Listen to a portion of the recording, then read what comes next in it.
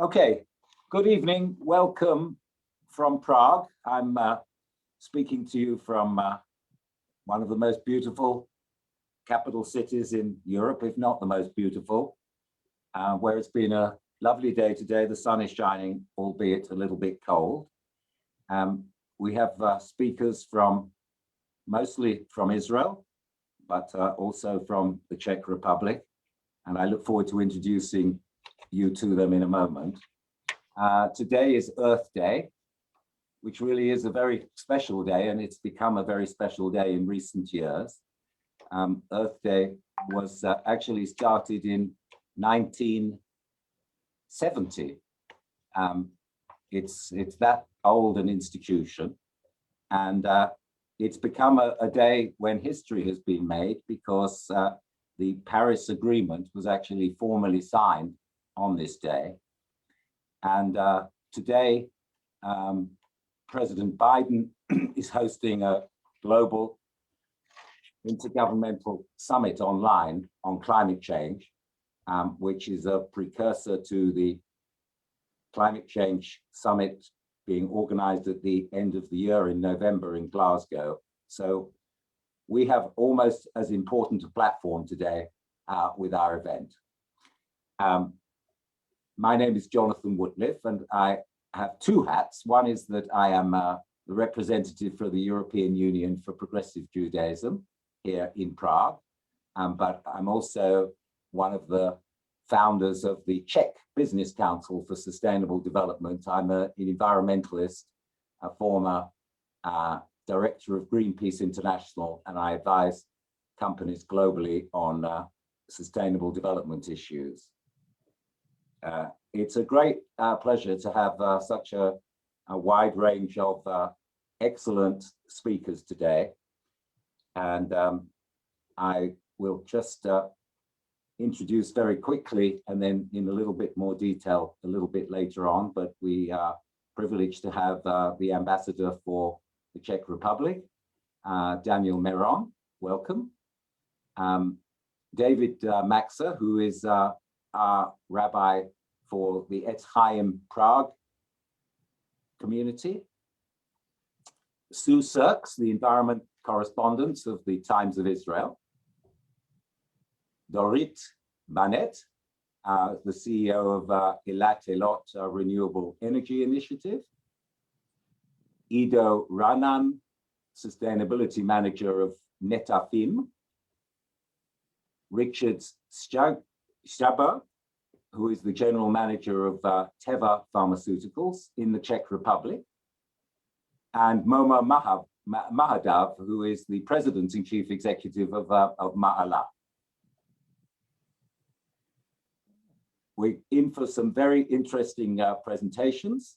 You have the opportunity to ask questions to me via the chat facility, and I will collect these questions during the presentations, and then I will present them to our speakers in the final stages of this evening. We're aiming to have this running for no more than 90 minutes, so I will try to be a strict moderator, although there is obviously some latitude here. I'd like to just start by saying that it's a real pleasure to be able to look at Israel in the context of its environmental work.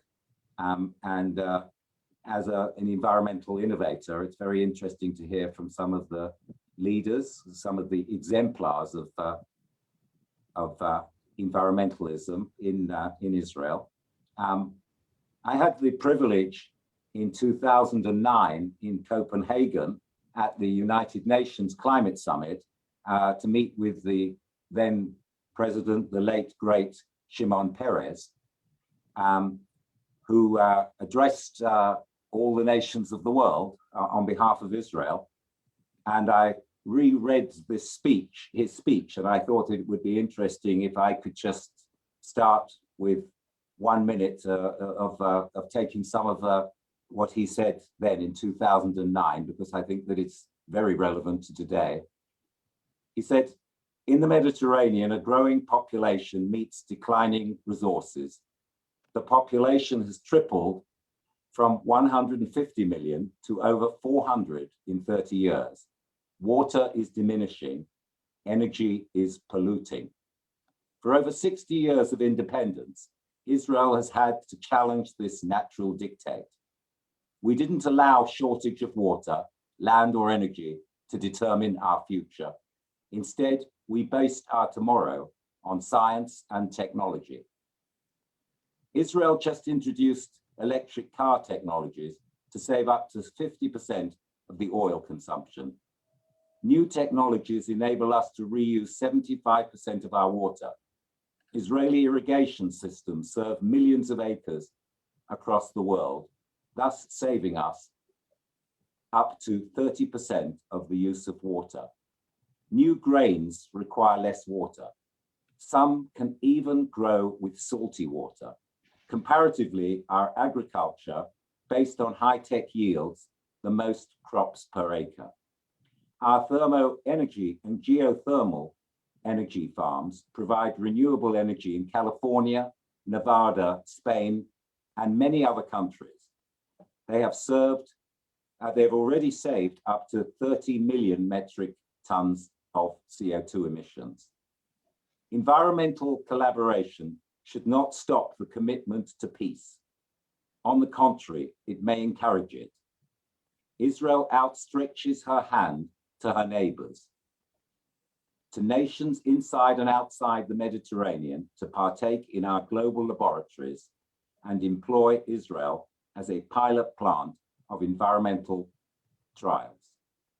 For me, he concludes, the call of nature is the call of the Bible, holy to all of us.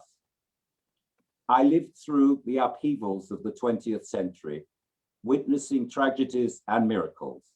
Now I enjoy two great-grandchildren. Indeed, they are my guide to the future. As their great-grandfather and servant of all children whose future lies in the fate of the global community, I'm obliged, like all other leaders, to make this world clean, healthy, hopeful, and meaningful. So help us God. It's a pleasure now to introduce our first speaker, Daniel Meron, who is the ambassador, Israel's ambassador to the Czech Republic, where he's been since 2017. I've had the privilege to become friendly, very friendly with both him and his wife, Jill, who are extremely active in the Czech Jewish community. And I would say that they have become very close friends of all of us, and of us in particular at Chaim, which is Prague's newly established progressive community. Daniel has been with the Israeli Ministry of Foreign Affairs for nearly 35 years. He must have started at a very young age.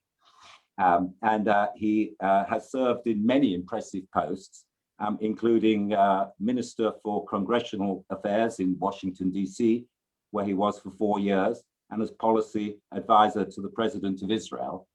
He also had a role responsible for sustainable development. Daniel, it's my pleasure to introduce you to make some introductory remarks. Thank you very much. Shalom. Good evening. Dobry večer. Jonathan, I'm very pleased not only to have you as a friend, but also for you to be the spirit, the driving force behind this event and moderating it tonight. I think you are probably one of the most knowledgeable persons in the Czech Republic in anything to do with sustainable development. I'm very pleased that our embassy, the Israeli embassy in the Czech Republic, is partnering this evening with Etz Chaim Praha, Rabbi David Maxa, and with the European Union for Progressive Judaism to hold this event. I'm also pleased to see here our friends from Czech Republic and from Israel, Sue, Dorit, Ido, Richard, and Momo. And I'm looking forward to a very interesting evening. Israel is a sustainability innovator. and we are happy to share our experiences on how to protect the environment. Protecting the environment is a core Jewish value, and it is one that is very important to me personally. According to the recent World Meteorological Organization State of the Globe Climate Report, which was published just a few days ago, the global average temperature is dangerously close to the 1.5 degrees Celsius limit advocated by scientists to stave off the worst impacts of climate change. The 6 years since 2015 have been the warmest on record, and the decade beginning up to this year was the warmest ever. This situation can be felt by every one of us. Just here last week in Prague, it was snowing, while in Tel Aviv yesterday it was 40 degrees. So something crazy is going on. Now, the coronavirus pandemic presents us with the unique opportunity to pursue economic recovery programs following the pandemic that will incorporate strong sustainability and low carbon measures. The world could see this as an incentive for a green transition. When it comes to climate innovation and sustainability, Israel can serve both as an example and as a provider of solutions to global problems. The country's arid and water-scarce conditions, combined with its entrepreneurial and problem-solving spirit, have made Israel a leader in the field of environmental innovation. Just last week, I heard that the Ben Gurion University of the Negev announced the formation of Israel's first School of Sustainability and Climate Change, which is an interdisciplinary research and innovation initiative that will tackle some of the world's most pressing environmental issues. I am pleased we have a close cooperation with the Czech Republic, Israel and the Czech Republic, in the field of environmental protection. A new agreement on environmental protection was signed a year ago between our two countries, and it is coming into effect on the 1st of May, just a week and a half from now. So this is very timely, this event here, to mark that cooperation between Israel and the Czech Republic. In the spirit of the Abraham Accords, that recently signed between Israel and UAE, Bahrain, and now also Sudan and Morocco are normalizing their relations with Israel, we signed a partnership program with Emirati entities aiming to bring green tech innovation to the Gulf region and to Israel. Initial sustainable development projects will focus on reducing emissions while building more environmentally friendly economies and societies. I want to end with something from Jewish tradition. There is a beautiful ancient rabbinic interpretation of the Bible, what we call a midrash, that tells us how we need to look after the world. And I'd like to quote from this midrash. It says, it was written, by the way, 1,400 years ago. And this is what it says. Look at God's work. When the blessed Holy One created the first human being, when he created Adam, he took him around and led him to see all the trees of the Garden of Eden. And he said to him, look at my works, how beautiful and praiseworthy they are. And all that I have created, it was for you that I created it. Pay attention that you do not corrupt and destroy my world. If you corrupt it, there will be no one to repair it after you. A message from nearly 1,500 years ago, so relevant today. Thank you very much. Toda rabba and b'hatzlacha this evening. Thank you so much, Daniel, for those inspiring words. It's now my pleasure to introduce David Maxa. David is our newly ordained progressive rabbi, serving both Etz Chaim here in Prague and also our community in Liberec, which is another great city in the Czech Republic. He's a graduate of Jewish studies from the Charles University and gained his rabbinate from the Abraham Geiger College in Berlin.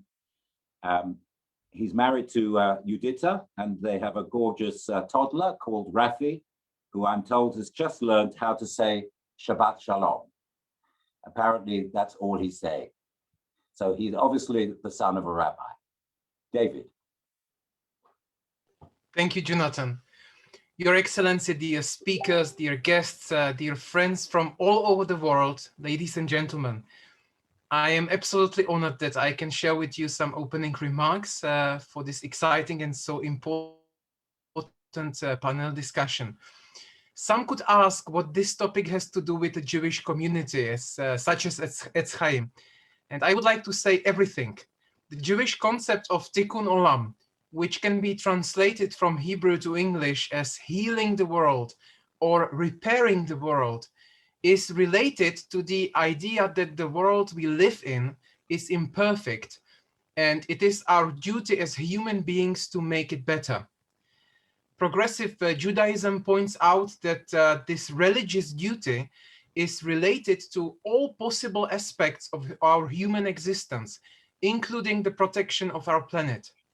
And together with more than 1,200 other progressive congregations all around the world, Etz Chaim is deeply committed to this value.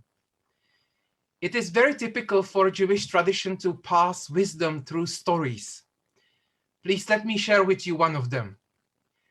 King David once said before God, "Is there any creation in your world that says songs and praises more than I do? There is none." The same hour, a little frog appeared to him and reminded him that he was definitely not the most important. The frog said to him, "Don't be complacent, for I say songs and praises more than you do. Not only that, but I involve myself in a great mitzvah, in a great commandment, duty. There is a certain type of creature by the edge of the sea whose sustenance is entirely from creatures living in the water. And when it is hungry, it takes me and eats me." King David thought about himself that he was the most important in creation and forgot that even the smallest and seemingly unimportant frog is essential to keep God's creation together. This story appears in the beginning of Perek Shirah, an anonymously written ancient Jewish text which enumerates 84 various elements in nature, including rain, fig trees, pigeons, ants, and earth itself. A verse from the Hebrew Bible is attributed to each of these elements, and the entire text seems to be a breathtaking hymn which the whole creation sings to its creator, the Symphony of Creation. And earth itself says, "Earth belongs to the eternal, and all its entirety, the inhabited land and those who dwell therein." The world belongs to God, but other story says that God entrusted it to us, which His Excellency Daniel Meron was sharing with us, that we were given the world to look after, and it is our responsibility to keep it. So Jewish tradition teaches us that all elements of creation, from the smallest animal beings to gigantic creatures, from dew to majestic mountain ridges, are indispensable in our world, and it is our duty to protect them. This element is very palpable, for example, in the Jewish holiday of Tu B'Shvat, literary New Year of the Trees, which is celebrated as an ecological awareness day, on which it is customary to plant trees. Friends, a few years ago, when I was spending a year in Israel as a rabbinical student, I was privileged to take part in the Bergman seminar for progressive Jewish educators organized by the World Union for Progressive Judaism. And the seminar included visits to various kibbutzim, which deal with finding innovations in the field of sustainability. And I must say, I was fascinated by all great inventions as well as people's enthusiasm about them. And that is why I'm extremely excited about this panel discussion and cannot wait to learn more about Israel's success in this field, which is certainly motivated by the mentioned values of Jewish tradition. I thank you for your attention and wish you all an inspiring evening. Thank you very much, David, for those great words. It's now my pleasure to introduce Sue Surkes, who's the environment correspondent of the Times of Israel. Sue is originally from Manchester in the north of England. She made Aliyah, emigrated to Israel in 1992. She's an Oxford University graduate, professional journalist who discovered a passion for plants, nature, and the environment, she says, in her midlife. Her passions propelled her to study horticulture at the university, the Hebrew University Botanical Gardens in Jerusalem, and later to join the staff of the Times of Israel, where she is now the environment correspondent. The Times of Israel is Israel's most read English language media outlet, which was founded in 2012. I have a particularly close connection with it because Sue has a colleague called Wootliff, who is the political correspondent, who's my son. The Times of Israel now has, although it's primarily an English language service, it also publishes in Hebrew, Arabic, French, and Persian. And it has over 5 million unique users every month and over 25 monthly page views, 25 million monthly page views. Also, very interestingly, it maintains a blog platform with some 9,000 bloggers who regularly post on it. Sue, over to you. Hi, good evening. Thank you very much for inviting me to take part in the panel. I've been covering environment at the Times of Israel for about 2 years, but it has actually been a passion of mine for as long as I can remember. So during the next few minutes, I would like to give a general overview of some of the main issues and challenges that the environmental movement is facing in Israel without being too much of a party pooper, because all the good stuff will come afterwards. The first point to make is that we haven't had a functioning government since December 2018. We also haven't really had any proper budgets. We've had 4 inconclusive elections. There's been probably more inter-party bickering than actual action since then. And all of this in the shadow of various court cases involving the Prime Minister. It may surprise you that I'm going to start with population and planning. What does this have to do with the environment? Well, actually, it has everything to do with the environment. Israel is tiny. It's roughly the size of New Jersey or of Wales in the UK. It has the 3rd highest population density in the OECD, and it's got one of the fastest growing populations as well in the developed world. The Israeli population doubles every 30 years. In a country as small as New Jersey. Now, the government is planning to build 1.5 million housing units by 2040. That's only the next 20 years, 1 million of them in the center of the country, which is already very heavily populated. And to do that, they've set up a fast-track planning authority called the Vatmal, which minimizes public opposition and has no right of appeal. What's happening now is that there's massive construction within cities in Israel. One of the byproducts is huge traffic congestion. The plans to increase public transportation can't keep pace with the building. And secondly, substantial incursion into open space. Now, in politics, Israel, everything is political. For Earth Day today, I wrote a piece about all the threats to the country's ecological corridors.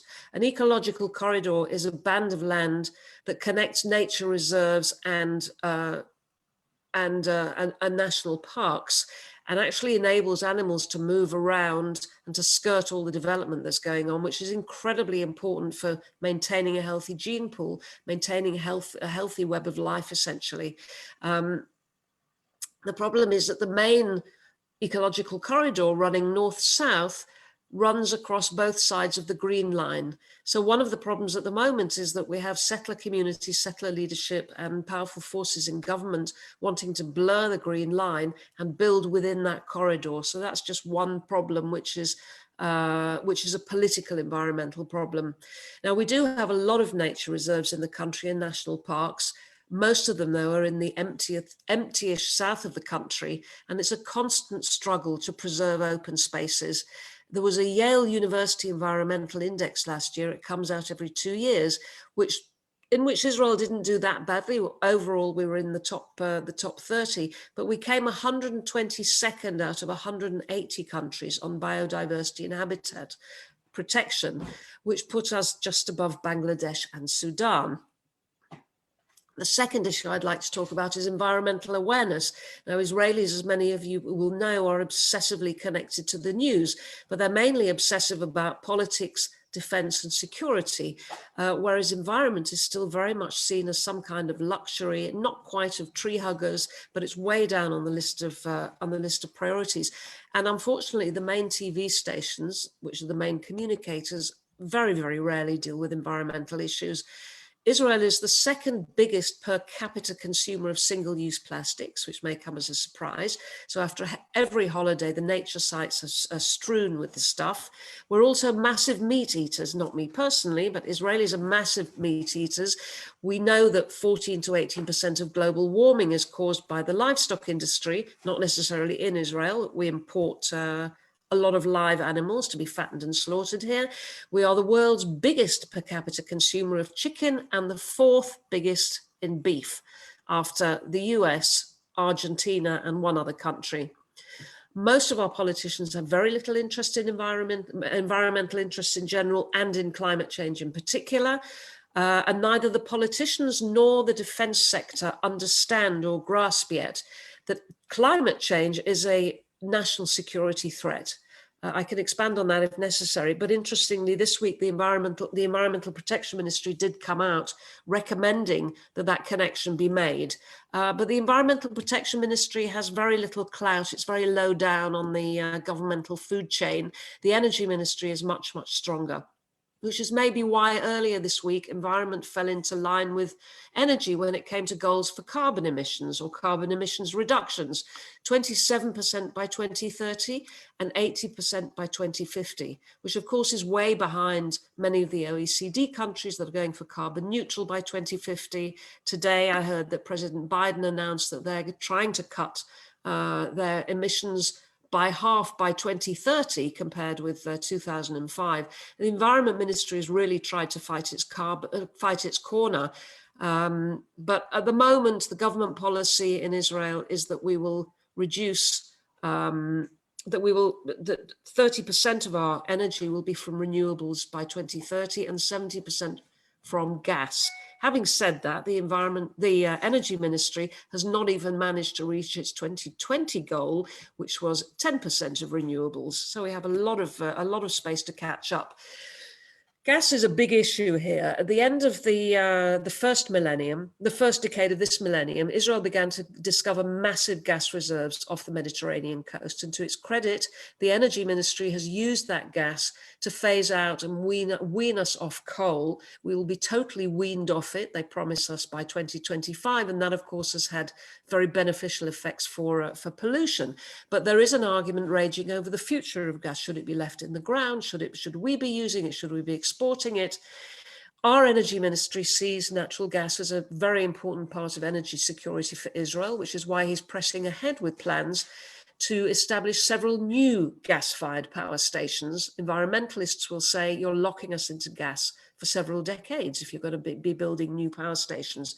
He also sees gas as a geopolitical resource, a source of money for the Israeli economy, and that's well into the 2040s. I mean, he was. We had a press briefing a few days ago. He said that the demand for gas in Europe will be rising until 2035, then it will even off, and then it will start declining. So he's pushing the sale of gas to Europe, firstly through a pipe, if it ever sees the light of day, that will go via Cyprus, Greece, and Italy, then onto Europe, and secondly through a new pipe to Egypt, which will convert our gas into liquid, into liquefied gas before sending it on to Europe. Now, geopolitics is also at the heart of a new project that's giving environmentalists sleepless nights, and I would include Dorit amongst that group, and certainly myself. There's a very secretive government company that was set up with the Persian Shah in the 1960s to provide, to have Israel providing a land bridge for the transport of Persian oil to Europe. And what was happening was the oil was coming into Eilat. It was going through a special pipe to Ashkelon, which is on the Mediterranean Sea. Eilat's on the Red Sea, and from there it was being shipped to Europe. Now all that infrastructure went quiet after the Islamic Revolution. But following the agreements with the United Arab Emirates last year, the normalization, this particular company, which is now called the Europe Asia Pipeline Company, signed a MOU with a Israeli UAE consortium to bring massive amounts of oil through Israel. The oil it's already starting. It comes into Eilat, it's channeled through the pipe. Nobody knows what the state of that pipe is. The company is totally unaccountable.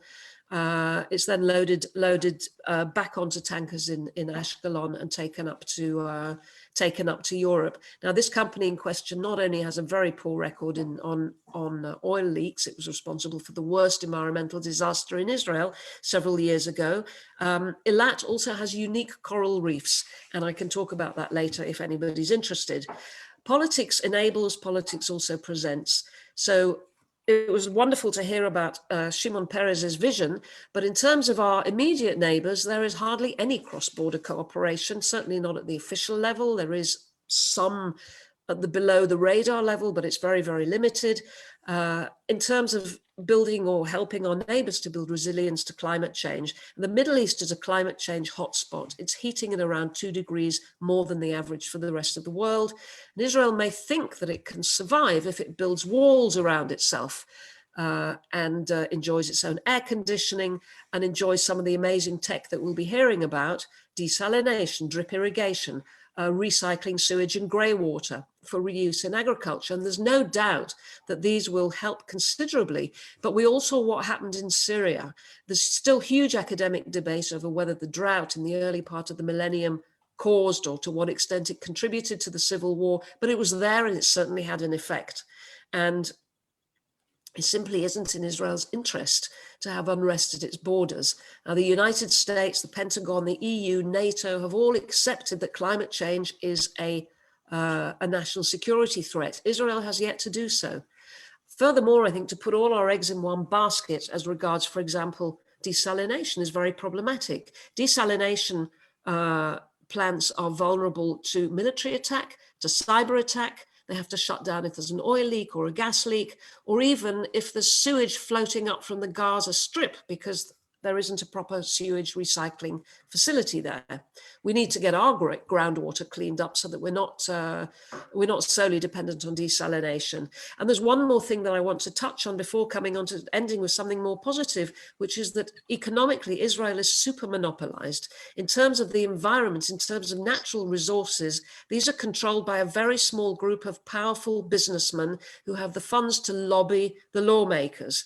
So Kenya and Rwanda can totally ban plastic bags. In Israel, where you only pay in the biggest stores, even if you do, and people don't always, Israel is still awash with plastic bags. Israel does very well at passing laws, but it's pretty hopeless on enforcing them. And in fact, it was only the law on plastic bags was passed some time ago, but it was only this year that the regulations were passed that enabled inspectors to actually enforce the law. And of course, big business takes advantage of this weakness all the time. Now, There are many other challenges I could touch on, among them lack of sufficient tax incentives for solar panels and electric cars, the slow progress towards a carbon tax, the continued and unsupervised use of chemical pesticides that are banned in Europe, the sorry state of the Dead Sea, which is drying up. But as the title of this meeting is Tikkun Olam, I do want to wrap up on a positive note. After many wasted years, we finally do have a determined environment minister. We don't know how long she's going to last, who is pushing ahead on a number of fronts, particularly on waste and more recycling. And with a proper budget and some political support, she could actually do quite a good job if she stays in the post. We have green building codes coming in. They won't be at level 5, they'll be level 1, but one has to start somewhere. And of course, Israeli tech is producing many of the innovations that will help humanity to deal with the climate crisis. I recently wrote a couple of deep dive articles on 2 aspects of tech. Alternative protein was one of them, which is alternatives to animal products, meat and dairy. And the other one was initiatives in hydrogen for transport. And tech is supported by the Israeli government. In the case of protein alternatives, we're way up there when it comes to producing steaks from animal cell culture, 3D printed meat, protein from grasshoppers, and all sorts of other wonders. Israel's handling of the coronavirus, as most people in the world now know, has been relatively good, and life here is virtually back to normal. But there's no sign yet that the government will kickstart the economy by investing in green infrastructure. Hopefully, over the next few months, we will see the resumption and growth of the youth protests, because when young people take to the streets, it's much harder for the politicians to close their ears. We lag behind Europe, but we will catch up, and hopefully not before too late. Thank you. Thank you very much, Sue. Sue is speaking to us actually from the Hula Valley in the foothills of the Golan, where she is at the moment. It's now our pleasure to introduce you to Dorit. Dorit co-founded the Eilat-Eilot Renewable Energy Initiative 12 years ago and is its chief executive officer. Prior to this, Dorit was the founder and head of the environment unit at the Eilat Regional Council and Eilat Town for 8 years. Among her activities were supervising, advising, and policy designer regarding urban planning, sewage, marine ecosystem, hazardous materials in industry, education, public awareness, and realization of several unique environmental projects. She really is a environmental leader in Israel, and it's a great pleasure to introduce her. And she's obviously going to talk about the very impressive Eilat-Eilot renewable energy project.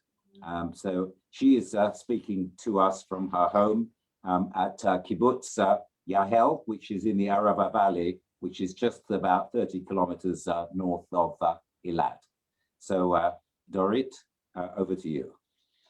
And thank you, Jonathan. Thank you all for listening. So I could not describe better the situation, the environment situation in Israel. And I applaud you about the courage to say directly what is the situation. It's not easy to work or speak environment in Israel, but we are stubborn people. And as we are in Israel, there is a word chalutzim. So there is chalutzim also in the environment field and in the technology field, in the clean tech field, in the policy field. And we try to make the change. Is here in Israel, we mainly work bottom up. It doesn't go from top down. But I think that there is a big coalition in Israel of a lot of organizations, companies, municipalities that really wants to see the change. And I want to show you a test case that we started 14 years ago in Eilat and the Arava. Eilat and the Arava is the southern region in Israel, remoted 300 kilometers from the center of Israel. Living in Eilat is a tourist town, for you to know. Mainly the main occupation is tourism. And in the Arava Valley, the main occupation is agriculture. We are speaking about 230 million or 200 and more, 260 million dunams that are inhabited with around 100,000 people. Of course, that in the summer and when the tourism time is, we are doubling our presence with the hotels and rooms for tourism. So as a remote place in Israel, and I said the main income was, or still, it's not still, but mainly is agriculture and tourism. What we did 14 years ago, we increased the basket of incomes in the region, and we suggested to take the renewable energy as a platform for regional development. We understood that Intel would not come and all the other big industries would not come to the southern part of Israel. Maybe it's good. I'm not think maybe, I think that it's good. Even though, sorry? Even though we have airplanes and computering and everything is working remotely, still this is a very distant place from the center of Israel and the center of the economy of Israel. We understood we have sun, we understood we are remote. Shimon Peres, if already was spoken here, mentioned here, said to me when he came 10 years ago, I know here that the sun is not lazy, she comes to work every day. So we have if there is 365 days a year, here we have around 360 days of sun. So this is the main energy and the main source to empower the region. What you see here, we built a new company called Eilat-Eilot Renewable Energy Initiative. The owners are the settlements, all the kibbutzim in the region, and some private entities in the Arava and in Eilat. We took owners that only from the region, so all the interest would be the region interest and all the industry, the region. And we decided to build an initiative that comes every morning to work, and there's one thing to do, renewable energy. What we are doing in the renewable energy, first of all, we want to produce renewable energy. So right now in the Eilat and Eilot region, we're producing 150% of the energy demand in Eilat till north of Arava. All kind of sizes of fields from 1 kilowatt installed to a 60 kilowatt installed, rooftops, ground plants. All the kibbutzim make joint venture with entrepreneurs from all parts of Israel, the big companies in Israel, and the kibbutzim and all the people are having a lot of millions of dollars. It's not, I'm not shy to say that, from renewable energy, passive energy, rooftops, and we have 16 power stations around the region. This is nice, but now we are struggling a very tough issue. As Sue said before, Israel is very monopolist, and the electricity company is very monopolist also. Even though the reform was made in Israel, still they are very monopolist. And our line, the transmission line is fully booked on daytime because we have so many solar fields. And it's an old transmission line, 60 years ago was built. And right now we are discussing with the government that we don't want a new transmission line. It's totally not environmentally to build a 300 kilometers of 100 to 160 volt grid or 400 kilovolt grid. And we want to have all the bits of storage, standalone storage that can more than double. If we have here, we have now 190 megawatts installed, we can add 300 megawatt installed at nighttime. So if we'll triple the size of energy in the fields we have, and we'll store it at daytime. We can shift it to nighttime, and then we can produce 3 times the energy we are producing right now. This is a big issue with the regulatory electric regulator and the Ministry of Energy and the electricity company, but still we are very stubborn, and I hope in the end of this year there will be the first bid in Israel from the regulator for standalone solar storage farms. I'm anticipating to have 300 megawatts in the Arava. You see in the picture some pictures from the solar field. The second thing we did that is very important, we understood that renewable energy is based on innovation, okay? So we had a government decision in 2008 where of renewable energy, after coming from no, it's not after that, never mind. We have in 2008, we have a government decision where the government decided to have a bid for a renewable energy incubator. If you know, in the Israeli economy system, all the high tech and the biotechnology and the pharmaceutic and all the driving force of economy in Israel was starting in incubators, or now there is a new word for incubator in the modern world, is the accelerator, but it's more than accelerator.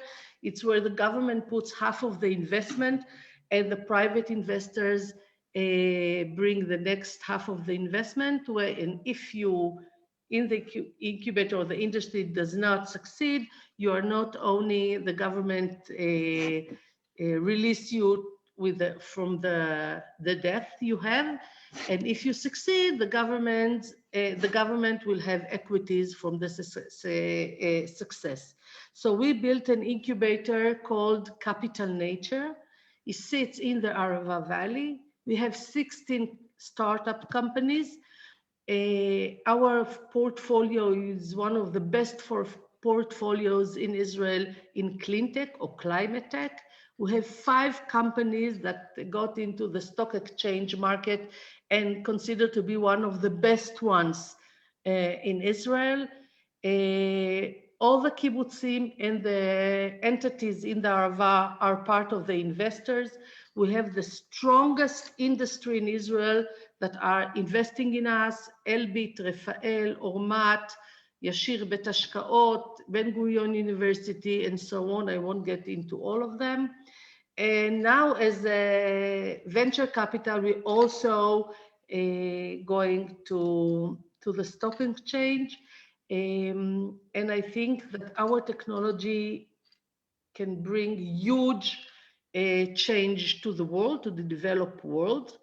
I don't have time. I was limited in 10 minutes, but I have amazing videos to show. And afterwards, if you want them, I will show you. The second issue in innovation, we operated and built a new company called Eilot, that means Eilot and Kenya. And we went to the Eastern Africa, bringing off-grid technologies, Israeli off-grid technologies with the microfinance solutions. And I think it was huge challenge to operate the first year in COVID-19, but we successfully succeeded. And I think we have many installations, and we have a lot of options and potential working in East Africa. Nowadays, we are opening a new branch in Rwanda. And in the same time, in the Arava, we are operating an R&D for off-grid technologies, learning their needs and bringing the know-how from the Israeli industry. So you have some picture here. Also, we have a nice, I will take all the videos. We're also dealing with research and academy. We have researchers, postdocs, students. We have developed renewable energy department in all the R&D and research departments. We build a special research center. We are doing a lot of training. We have training in schools, in all the Eilat schools in the region school. We have Sustainability, and we had Czech students from Czech Republic. All the best students that going in the network for youth excellence in all the universities all over the world are coming to our Arava Valley for hackathon for 5 days or more, 7 days with the Israeli students, around 50 each 2 years. And it's amazing opportunity to take all the knowledge and understand to bring it to the ecological challenge we have. We have academic courses from Afeka, from Technion, from Hebrew University, Tel Aviv University. All of them are coming to the region for 5 days, getting 3 academic points and learning about ecology, renewable energy, and sustainability. Teachers training from all of Israel and local municipalities. We're starting to give courses with the Ministry of Energy to all local executives to understand what is the power of local municipality to make a change. You don't have to wait to the government all the time. We're dealing a lot with green building. We have a lot, we won 3 European bids and also green deals from the European Union. We make a lot of projects in the Eilat city. Of course, all the lighting of the street, we changed smart schools, off-grid schools, smart neighborhoods, and so on. We are working with Nice in France that also has a smart city and smart energy city in collaboration, and we're doing amazing things together. This is a new green school, off-grid school that we built with 0 emission in our region. All the tourism, it's a place with a lot of tourism, and we take all the local initiatives that working with mud and earth building, and also adding them the solar fields and all the solar technologies, and a lot of tourists coming here to learn about renewable energy. Branding, we brand ourselves, I think, if also you invited me, so someone heard about me and our work. So we have a lot of international conferences each 2 years. The next one is going to be in December, 15 December, coming from all over the world, investors, entrepreneurs, startup companies, governmental offices, and all the ecosystem of bringing the green technologies into our lives. Now we won a bit of the economy ministry, and we are running the innovation community energy of Israel, having 5,000 partners in the community, doing a lot of, now everything is webinar, but in Israel we're starting to meet physically. So we have a lot of, it's a huge program to take all the community in Israel and try to leverage the green technology and innovation. Just a couple more minutes, please. Yes, Dorit. working a lot in the regulation field all the time, trying to explain the politician and the regulator the importance of taking the green energy into consider more seriously than what is taking now. Activism, what Sue asked me, we're also activists, even though we are a formal organization. We're taking part in activism, trying to stop the pollution in the Red Sea from the Asia European pipeline, and of course, wanted that the government wants to bring down gas for export. This presentation is online, is in our website. Everybody can go and enter. We have a very good website with a lot of information, a huge database. You have a newsletter, that you can sign and get every 3 months. And this is our platform. This platform brought hundreds of millions to the region, more than between 100 and 200 new places of work for us. It's amazing thing that happens. A lot of engineers, electricians, teachers, researchers, and I think we made a change, but still we have a long way to go. Thank you. Thank you, Dorit.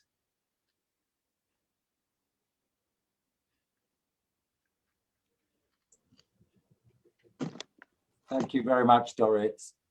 Sorry, that was a really, really great presentation. Thank you so much.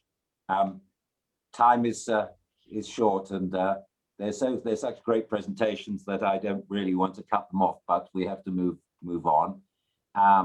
So it's now my pleasure to introduce from the Negev, from Chatzerim, Ido Raanan, who is the head of circularity and sustainability at Netafim. Ido is a kibbutznik.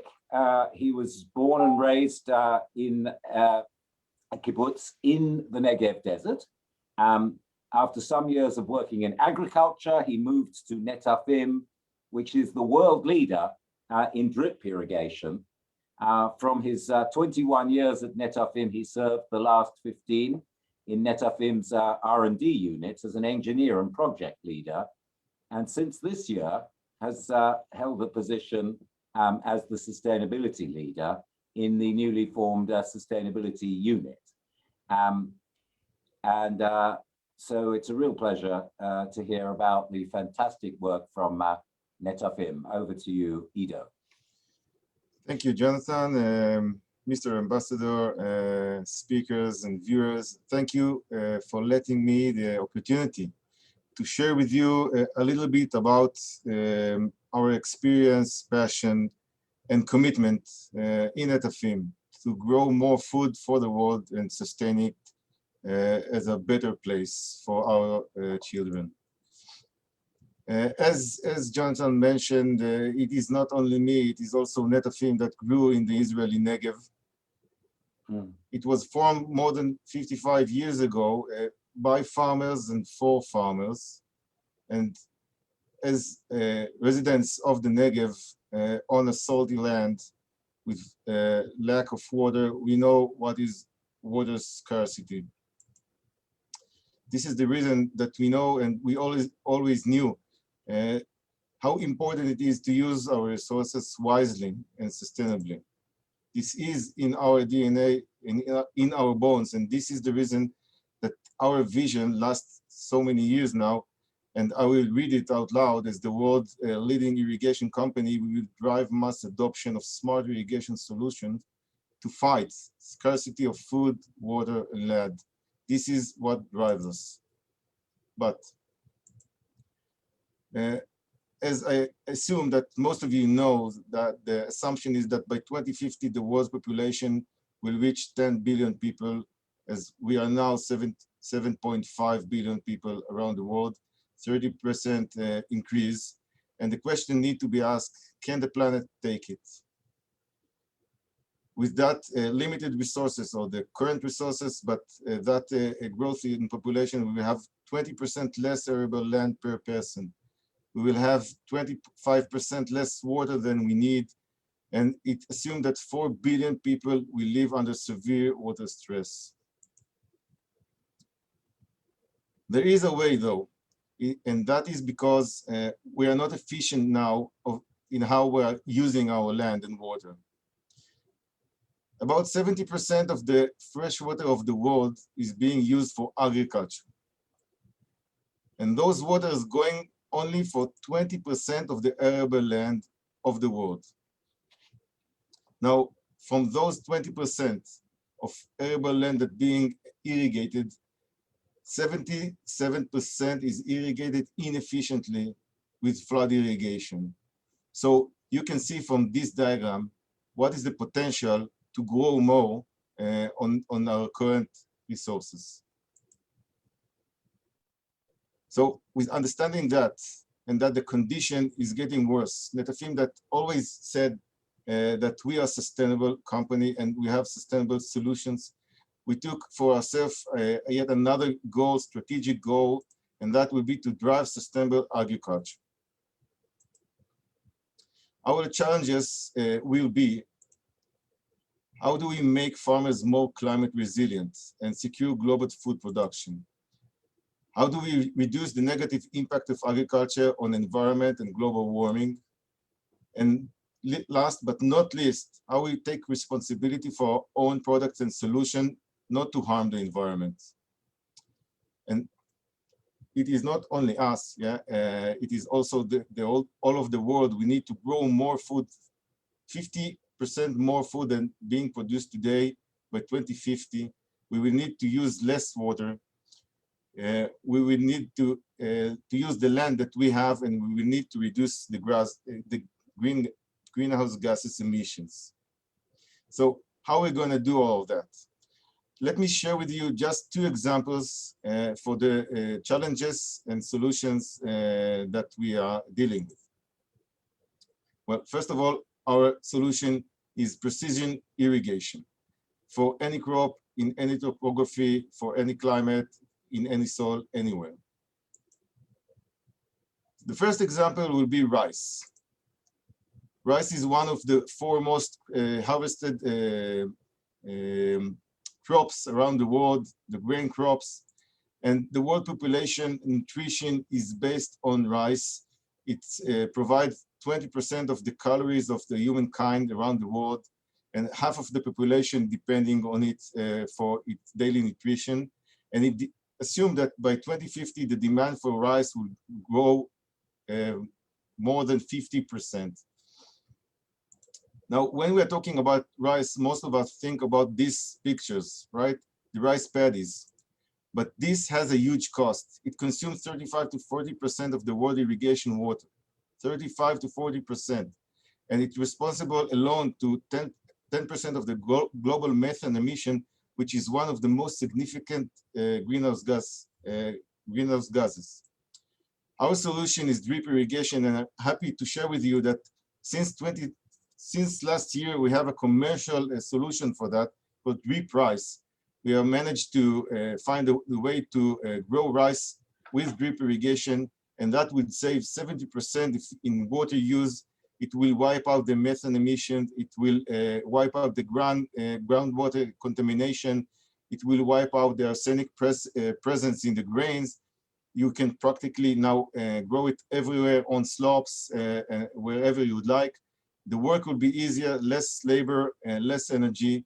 So you can see, so from any perspective that concerns sustainability, this is the right way. That one wasn't so easy. Our guys work on that for many years, but now we are on the right path forward. But the rice itself is not alone. Drip irrigation can serve potatoes in harsh conditions, and also vegetables and green leaves.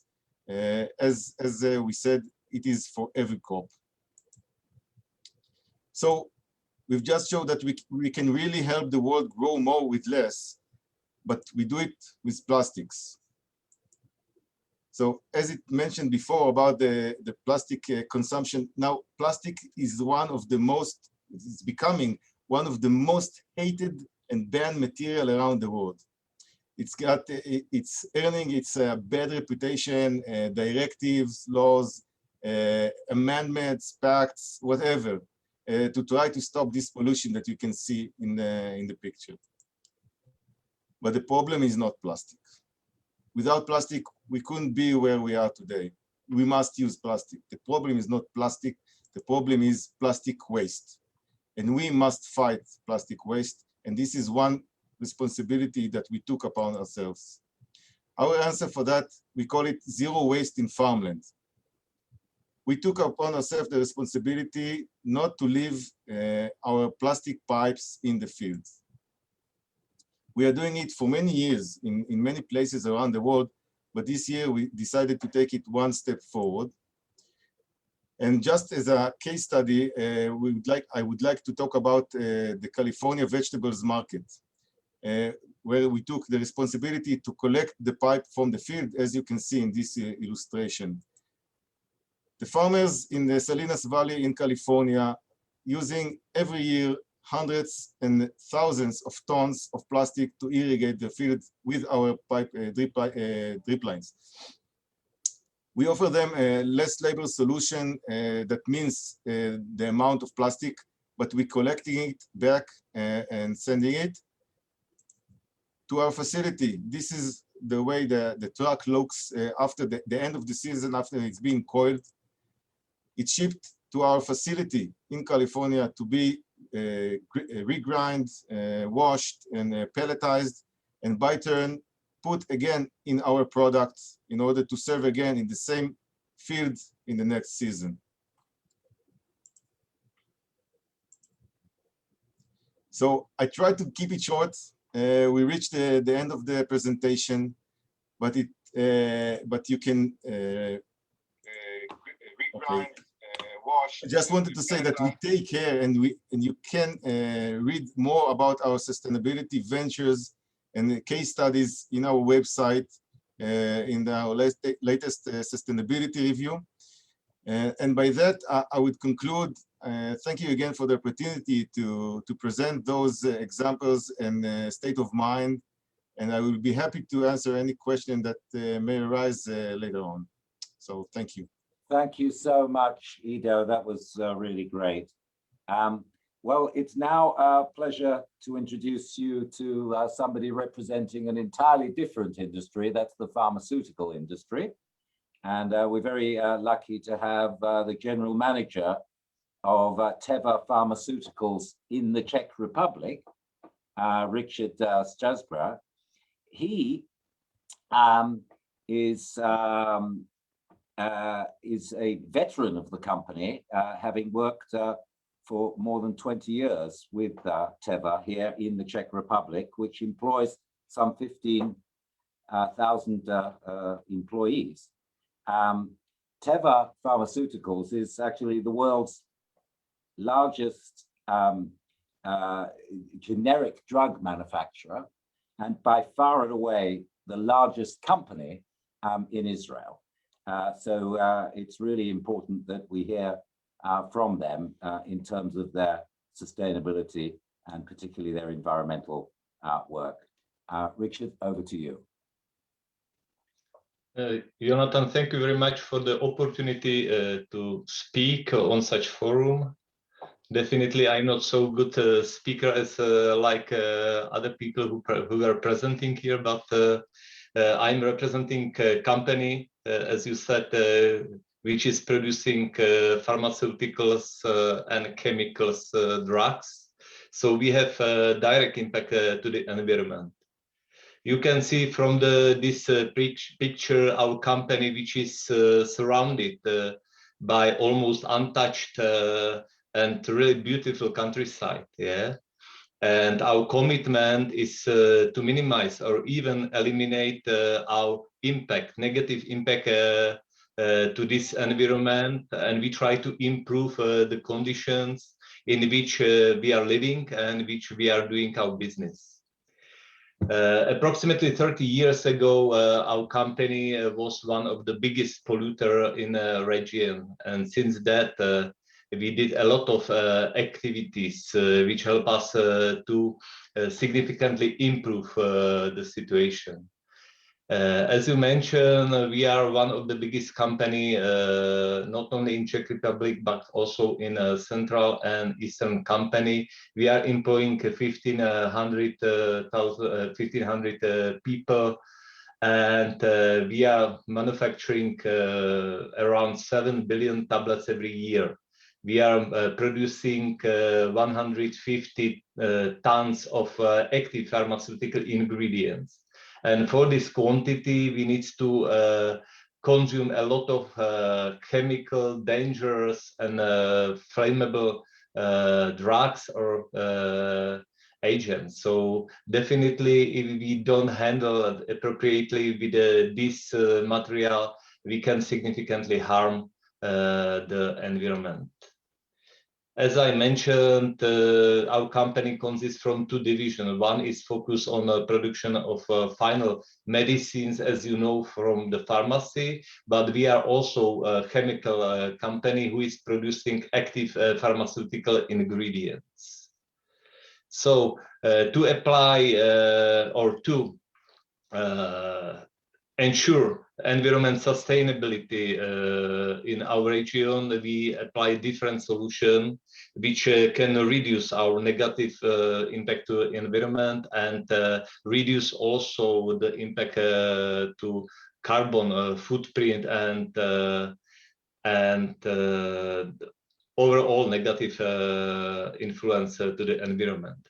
So we use these different tools, and on the following slides I will speak a little bit more about each individually. So the first one is optimized wastewater treatment plant. So we built our own wastewater treatment plant, which is used for the treatment of the used water from the production, and which help us to improve the quality of the water. So finally the quality of the water is even better than incoming water from the river. Where is possible, we don't use drinking water for the production. So for example, for the cooling, we use directly just filter the water, the technical water from the river. So we try to minimize the consumption of drinking water, and when we return this water back to the river, the quality is even better. We use optimized modern technology which help us to achieve the best quality, despite that we use danger and aggressive chemical agents in production. Before we put the water into the wastewater treatment plant, we use equalization tank, basin, where we mix different waters from the production with the different properties, with high pH, with low pH, and we can adjust the properties of this water to improve their degradation before we will treat them in waste water treatment plant. Another solution which we use is treatment of used air. So from the production areas, from the production buildings, but also from the technology, we collect all exhaust air, and we remove the pollution and residuals of solvents from this exhaust air. And we use two types of the technologies. We use thermo-oxidation from certain production where the level of the pollution is the same, or we use cryogenic units. Just last year, we invest around $1 million into the new cryogenic unit, which will allow us to decrease the limits 5 times lower than we were able to achieve the limits on the previous equipment. Solvent recovery, as I mentioned, chemical production consume a lot of organic solvents and different drugs. For example, for annual production, we consume approximately 30,000 organic solvents, which needs to be somehow disposed. So we installed high-performance rectification tools. Some question? No. So we use high-performance rectification columns for the regeneration and for the solvent recovery. So we can use these solvents repeatedly, and we increase recoveries ratio of the solvent recovery up to 85 to 90%. Yeah, and we are able to achieve it gradually year after year. This helps us to reduce negative impact to the environment, because we reduce significantly amount of the solvents which needs to be wasted. We also reduce consumption of the fresh solvent which needs to be produced for the production, and also it has positive impact to our material costs. Part of solvents which cannot be recycled can be used as a fuel for the heat production, and this heat is reused again for the heating of the rooms, HVAC system, or for the warm water. And the rest is degraded in wastewater treatment plant. Mm-hmm. Another activities which we did and where we try to reduce our impact to the carbon footprint is economic utilization of the gas which is consumed by our company. And we introduced the new technology which is based on the 2 steps economizer. So we are able to remove the residual energy from the outgases, and we can again reuse them as a resource for the production of the heat. So we try to use every kilojoule which is manufactured or which is produced from the utilized gas, and we use it for the heating of the clean rooms and for the warm water. This double-step economizer help us to decrease our consumption by more than 10%. We do also a lot of other activities which should protect the environment. We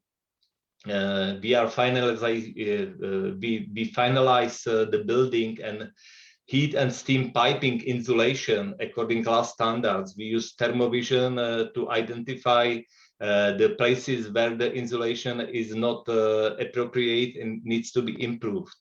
We also continue, and last 20 years we did the soil and groundwater decontamination, because after communistic period there was huge contamination of the groundwater and soil. So now we are in the final phase where we already remove more than 95% of contamination from the ground. We also try to use the raw material and sources which are available around us. So as a chemical producer, we consume a lot of liquid nitrogen, but partially we use nitrogen which is around us from the air. So we use molecular sieve technology, PSA, and we isolate directly nitrogen from the air, and this is used in our chemical processes. Also, we are producer who is using 100% of electrical energy which is purchased from renewable sources.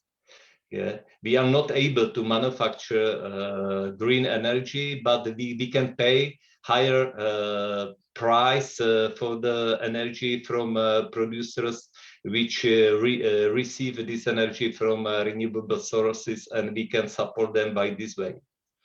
We have intention to build solar power station as well. The pilot installation will be done in Croatia site in the following 2 years. And then if we will succeed with this pilot solar power stations, we will install them in other sites as well. We are supporting low emissions cars. So we are focusing on car fleet electrification.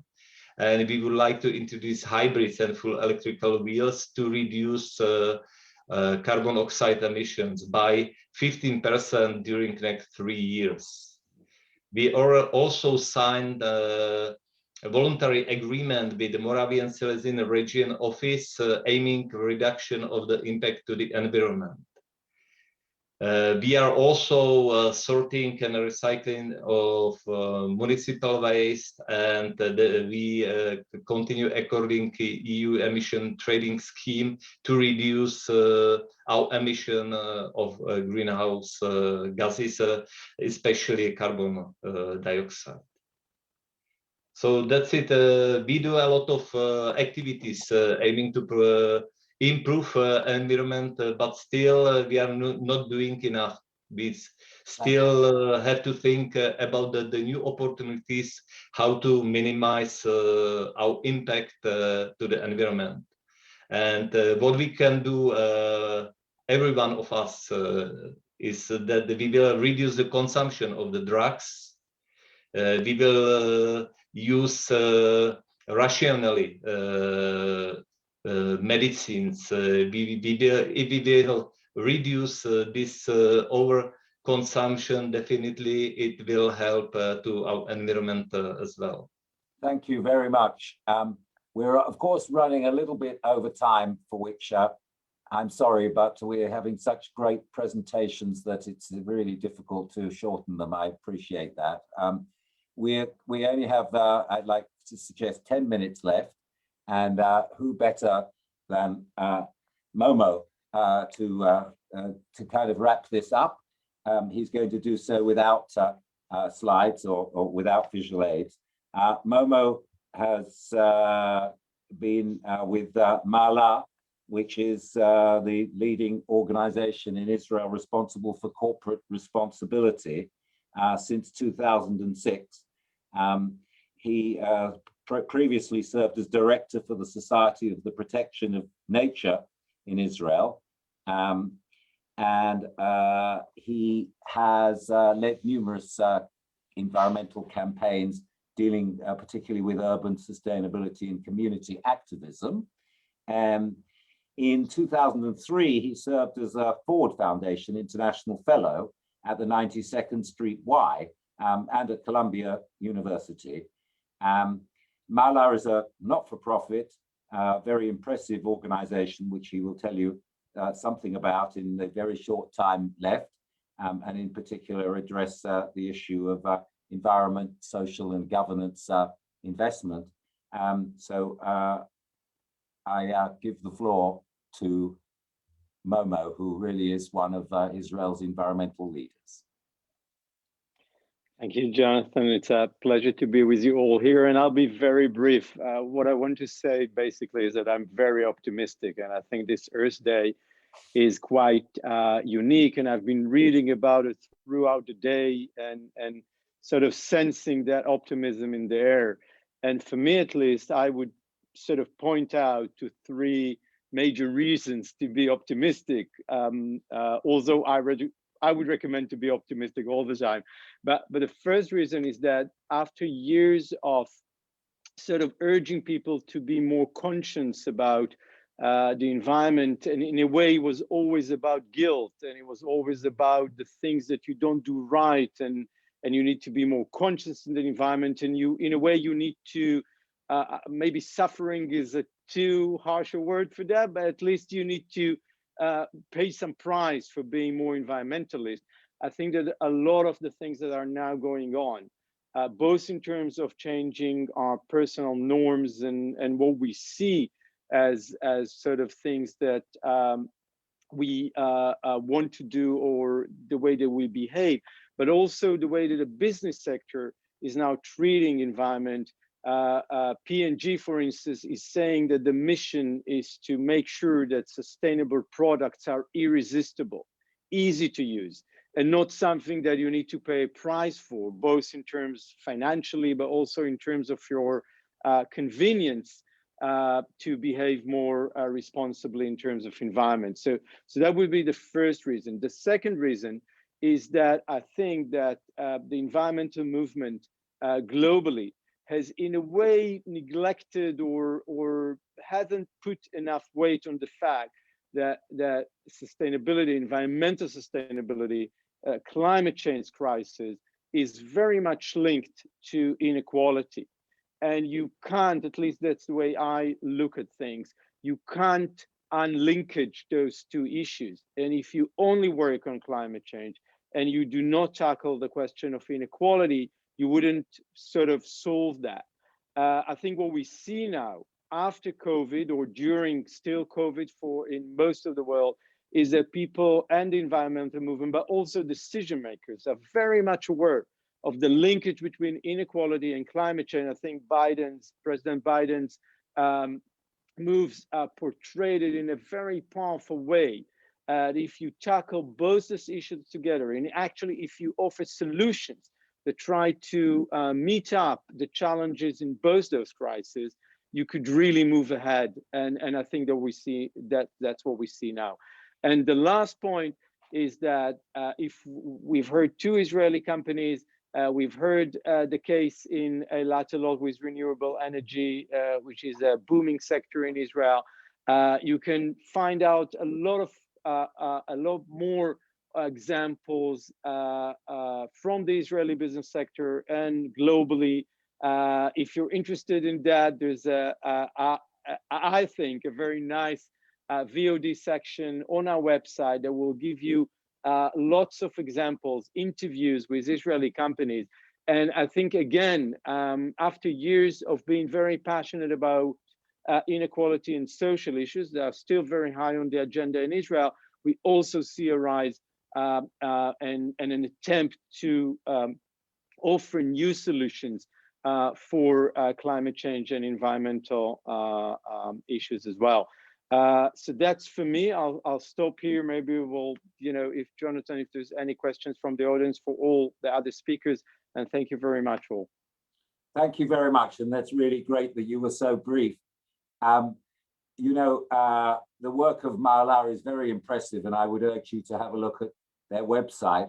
One example of what Maala does, which really talks to how Israel is an environmental and a sustainability innovator, is that they manage some sustainability indexes on the Tel Aviv Stock Exchange, and there are more than 90 companies, of which 2 of them are represented here, that are on the sustainability indexes of the Tel Aviv Stock Exchange, and I would urge you to have a look at that. This has been a very interesting, fascinating evening. We don't have time for questions. It's already quite late in Israel, and I really appreciate the fact that you have stayed up to do this. These have been very inspiring talks.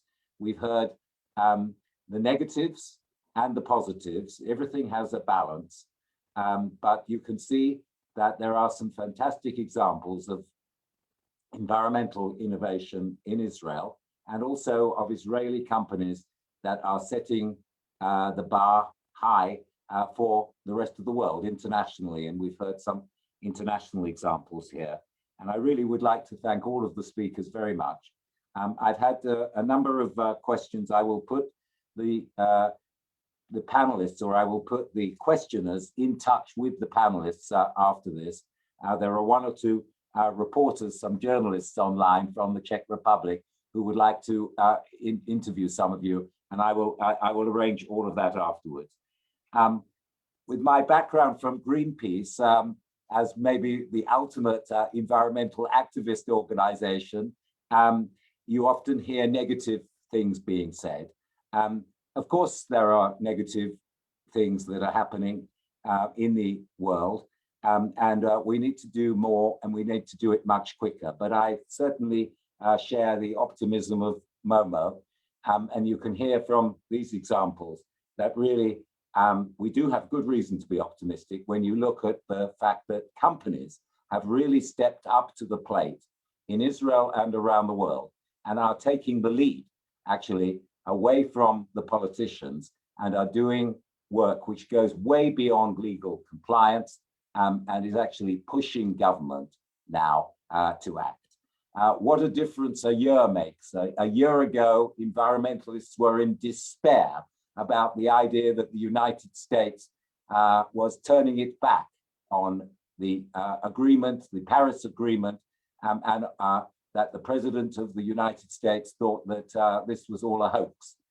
We now have a very, very different situation, and we are facing a new revolution a revolution which will benefit all of us, not just from the environmental perspective, but also from an economic perspective. This is a new industrial revolution as we decarbonize the world, and climate change is the mother of all environmental issues, and one which we have to take very seriously. And if we had been told a year ago that water rationing would be on the table in some years to come, we wouldn't have believed it. Now, as a result of COVID, we do have an understanding of what kind of restrictions we would have to face if we allow nature to take us over, or if we don't respect nature. And I think that this really is an opportunity, if there is some good to come out of COVID, that this really is an opportunity for us to reevaluate our relationship with nature and to understand and respect nature and realize that we have to work in harmony with it. And it's really great, and I feel really proud that we have Israel as a country which, in spite of all its shortcomings, as there are everywhere in the world, is an innovator from an environmental perspective. And let's hope that we see much more innovation in the months and years to come from Israel. So thank you so much to all of you for joining this very interesting session. And I'm sure that when people come to visit Israel, they will want to visit some of your projects. So be warned, you may have a lot of Czechs and other Europeans coming to have a look at your fantastic projects. Thank you so much to all of you, and I wish you all a very, very good night. Thank you very much. Bye-bye.